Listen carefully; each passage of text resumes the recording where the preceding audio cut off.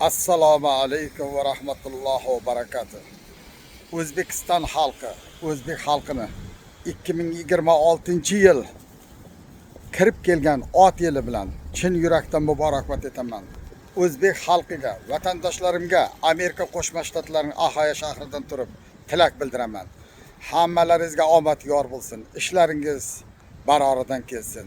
2026-yil to'kin sochin mo'l bo'lgan, dehqonchilik zo'r bo'lgan, chorvadorlar minnatdor bo'lgan yil bo'lsin. Parvardigor olam Allohim xalqimni qo'llab-quvvatlagin, yuzlarini yorug' qilgin, kasalliklardan forig' qilgin. Nimaiki niyat qilgan bo'lsa, niyatlarini ijobat qilgin.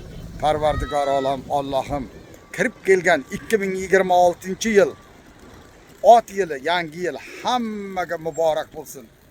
Nimaiki niyatlar qilgan bo'lsa, niyatlar ijobat bo'lsin. Ey Allohim, o'zbek xalqini qo'llab-quvvatlagin, yuzini yorug' qilgin. Allohdan nimaiki so'ragan bo'lsa, ijobat qilgin. Parvardigor olam Allohim 2026-yil qut barakali, daromadli, omadli, to'kin sochinli yil bo'lganligi rost bo'lsin. O'zbek xalqining qayerda bo'lishidan qat'iy nazar yuzi yorug', ishi omadli. O'zbek xalqi Amerikadami, Rossiyadami, esingi davlatlardami, dunyoning qaysi burchagida bo'lishidan qat'iy nazar vatanimizdagi xalqimizning yuzidagi tabassumni, to'kin sochinlikni ko'rib bag'ri daryo, qalbi jo'shqin bo'ladi.